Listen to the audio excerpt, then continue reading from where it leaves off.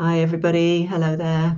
It's Fiona Hooper and I'm back with another edition of the Poetry of Painting. And this week, yes, let's celebrate. My guest Markey Mark Symmonds is with us this week. So he's all better from his COVID and everything else, and after last week's hiccup as well. So let me bring him onto the screen and welcome Markey Mark. Yeah, hi, I survived. Great to have you back on the show. Rumours of my demise are greatly exaggerated. And I haven't got to chase you with the rolling pin after all. So No, you haven't. No, good news. Haven't. Good news. That would have been a scary thought. Oh, not that scary, really. I'm not really a violent person. No, not really. I might not have at all. enjoyed it. Okay, moving swiftly on. Oh dear. So you're all okay now and all fully recovered, hopefully. Yeah, we're all fully recovered. Good. Yeah. There's still a lot going around, and a lot of colds going around at the moment as well. Yeah, and I think that was the thing, that the symptoms that you're getting now are of a cold. Basically, yes. It's not quite full-blown flu. It's kind of a heavy cold. So unless you actually test for it, you don't know you've got it. No. And that was, and we tested, and it was kind of fortunate or unfortunate that my daughter had tested positive one day when she was due to be doing some stuff. She did a NCS National Citizen Scheme. She'd been away for a week, and then she was doing the bit in Northampton where they were done some charity fundraising and stuff. And she tested one day, and it was positive. And then she tested in the morning, and it was negative. And so she went, and they said, no, you need 2 clear tests. So she had to have a day off, and then she got another clear test and went in. So we tested as well, and because that came to light as well. So it's a bit, Anyway, we're all well and repaired. And good. Excellent. Well, Chris is with us watching. Thank you, Chris. It's great to have you with us. And to everybody else who's watching, great to have you on the show with us. Thanks very much. And if you'd like to make comments and ask questions, please do. Please join in. And if you're watching on replay, still make comments and questions, and we'll respond to them as soon as we see them. So welcome everybody. So Markey Mark, this week, at last, we are going to have the pleasure of your poem about a painting that I did, which is a seascape. I'll put it up on the screen so people can see it. It's not on the wall behind me because it's in its new home now. And it's actually one that I painted especially for a very wonderful couple for their 30th wedding anniversary. Some of you will probably know who I'm talking about, but maybe they'll be watching and make some comments later. So anyway, so that's the painting. It is in oils as normal, painted with a knife, and it was 30 by 30 centimeters, which is about 12 inches square. So there we are. And all you knew about it, Markey Mark, was the title, which is Cornish Waves. So obviously I'd love to hear what it said to you and how you interpreted it and how you created your poem about it. Right. I could have spent a lot of time researching on Google whether there's a specific way Cornish people waved. But I thought, no, I'll assume it's the same. And the thing that strikes me initially about any Cornish waves is Newquay, which is the surfing capital of Britain, really. Yes. So, and whilst looking at those waves, they're not quite surfable yet. It still spoke to me. So what I came up with was this, and it's quite a short one, this, but I think it's quite powerful. Okay. Cornish waves, foaming peaks of rolling waves, teasing surfboard slaves, clad in rubber suits waiting for the crescendo to ride.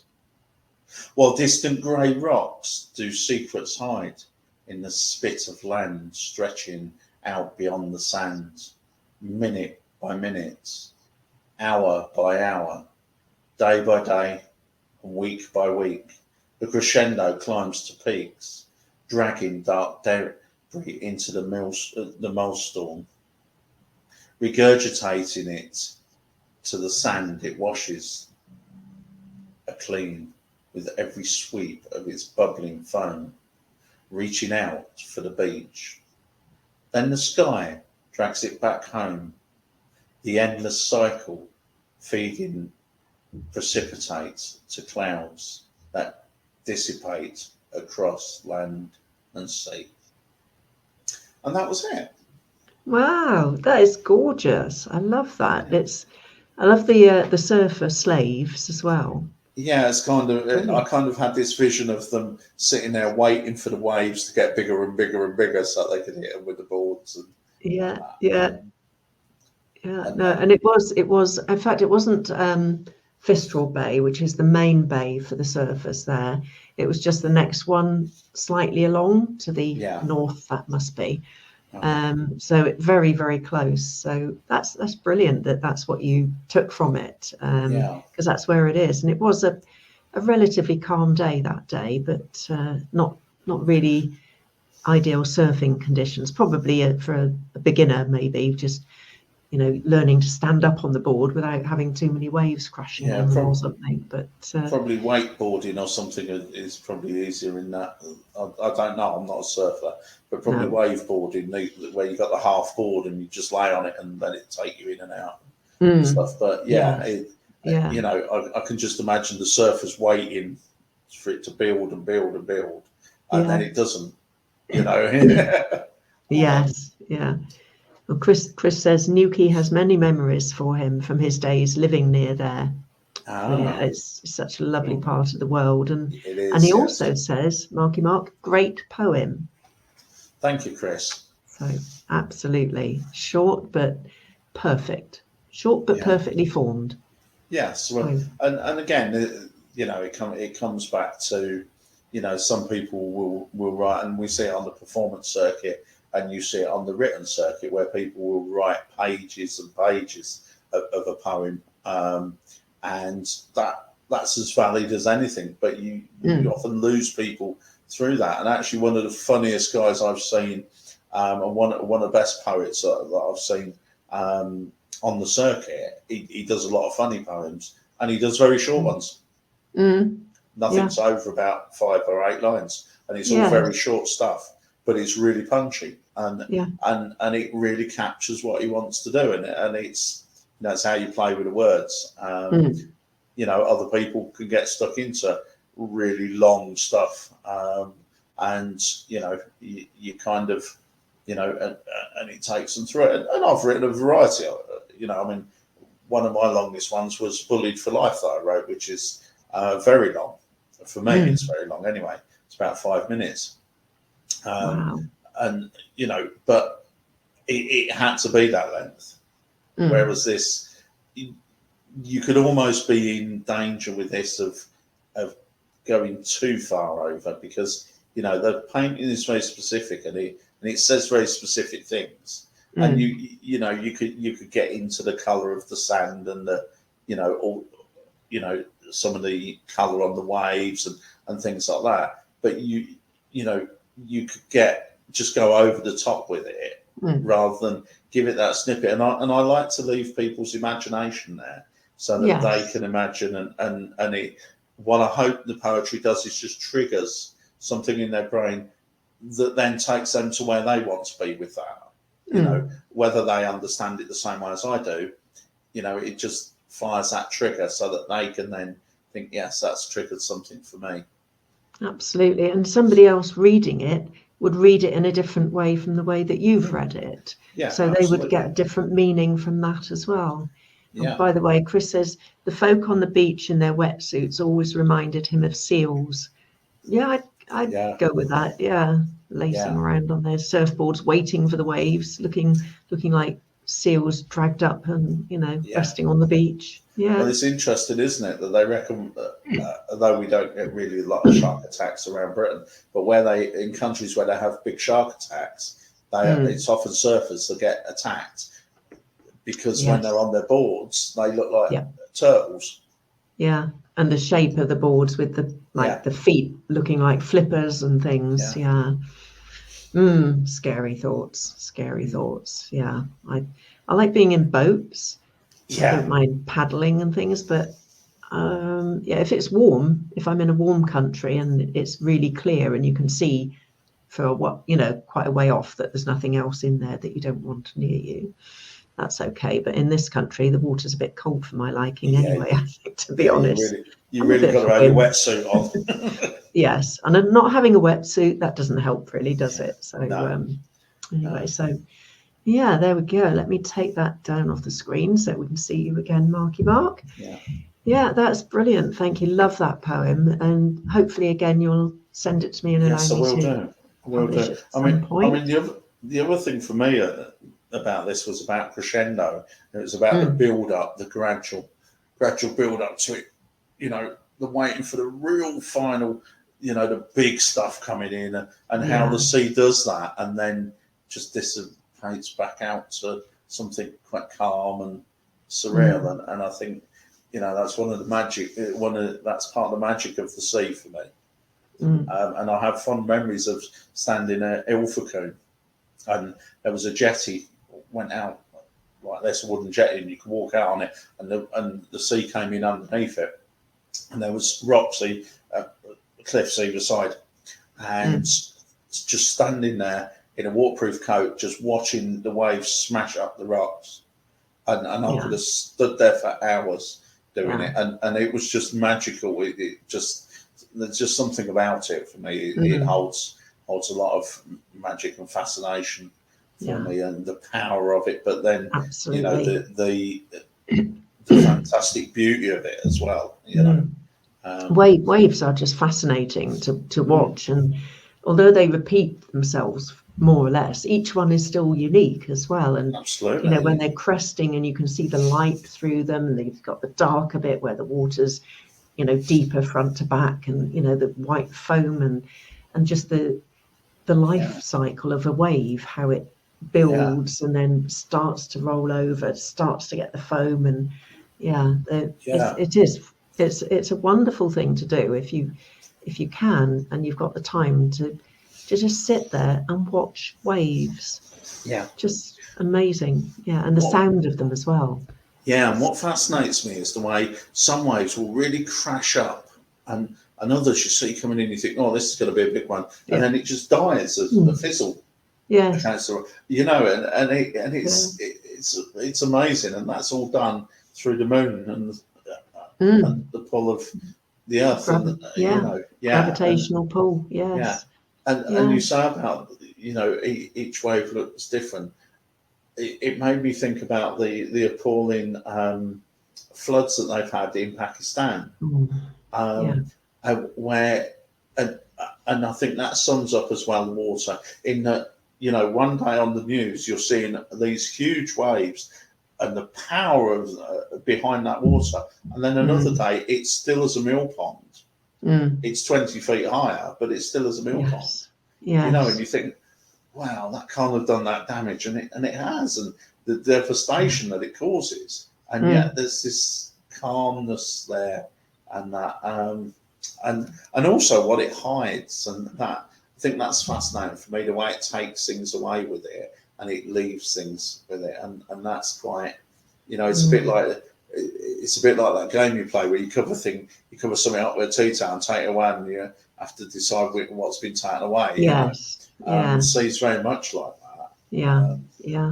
Well, there's so much we don't even know about the deep oceans and things as well. That's right. The water, water's heavy for a start. Therefore, when it moves, it's just got that much power in it, and it's unharnessed and unbridled. And Chris says, yes, we underestimate the power of the sea at our peril.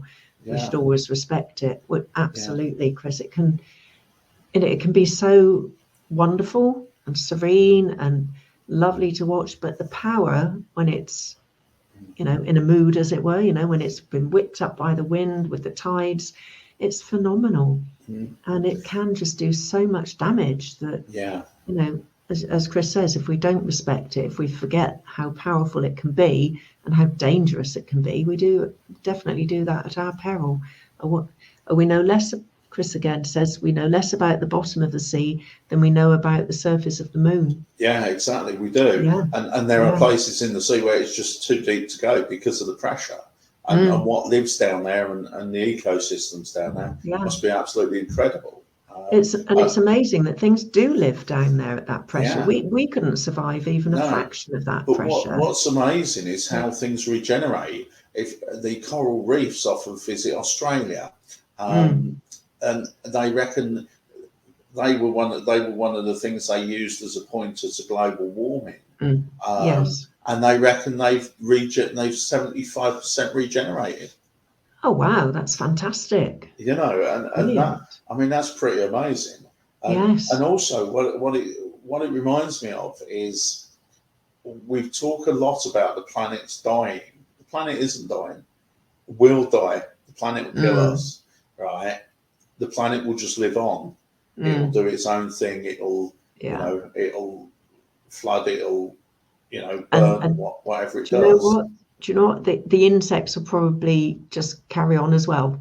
You know, they'll be the thing that really carries on is the insects, you know, rather than mammals or, you know, and okay, maybe the fish as well in the seas, but you know, some sea life is so sensitive to temperature changes, but things will evolve. Some things will die out. Some things will evolve and change into new things to cope with it. And man may not be one of those. Well, you know, one of my theories is, and I'm not sure that they've quite got to grips with this, is that this is part of the bigger universe stuff.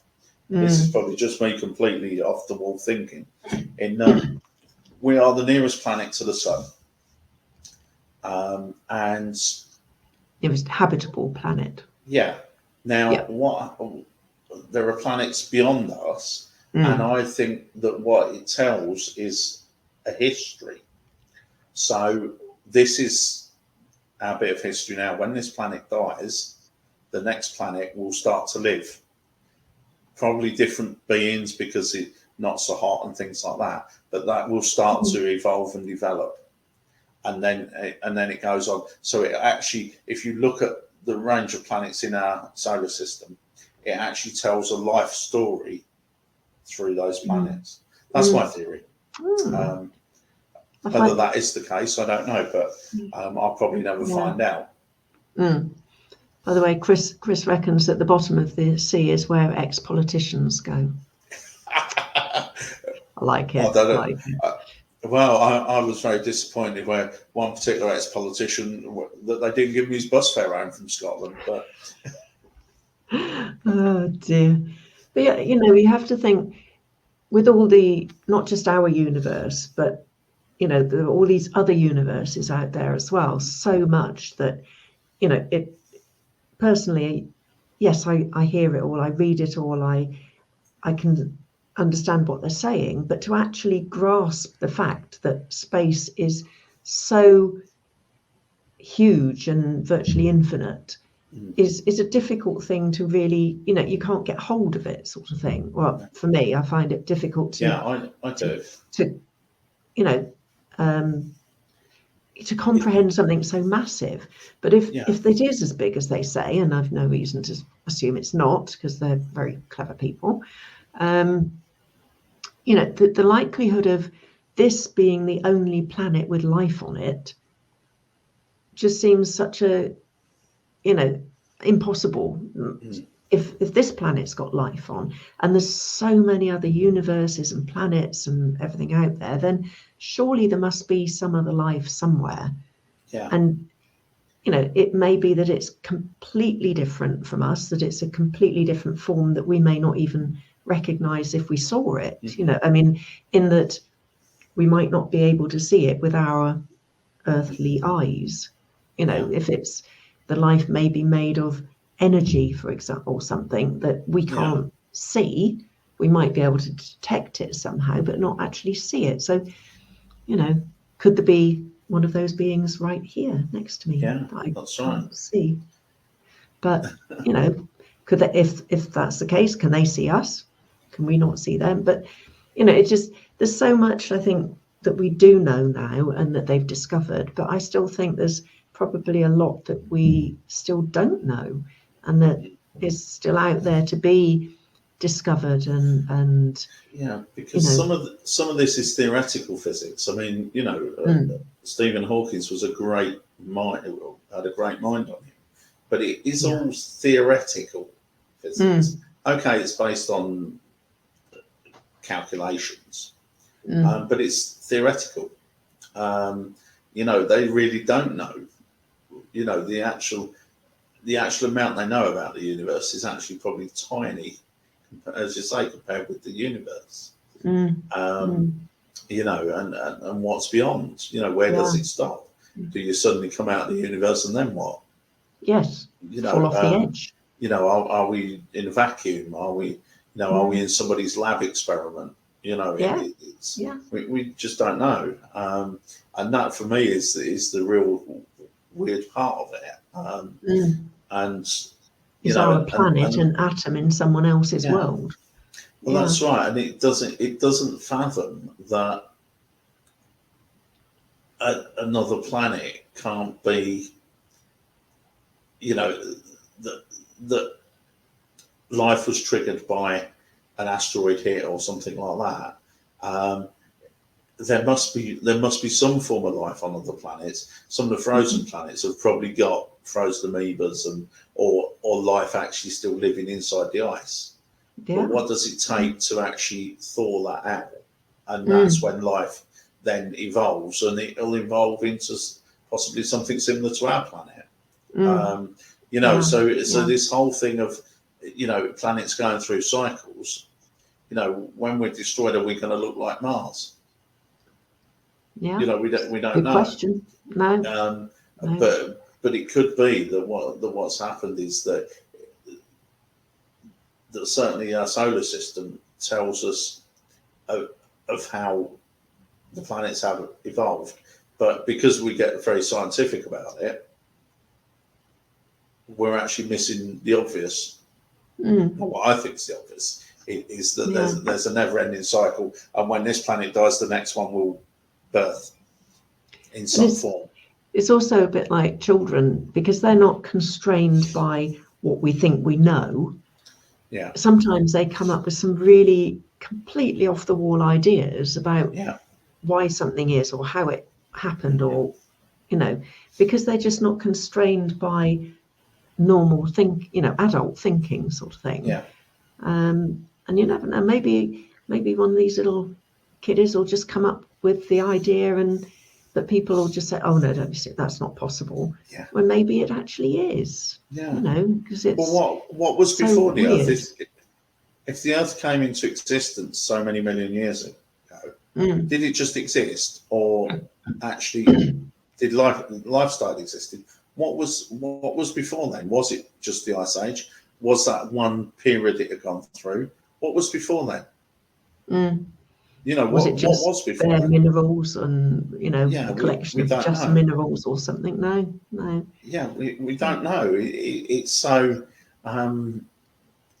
huge, and they're finding new bits and they're working out calculations and things like that. But I think it's all very theoretical physics, and I'm not sure that they will ever solve it. I mean, they're starting to hear noises now coming. They're getting noise waves coming from the universe. They don't know where.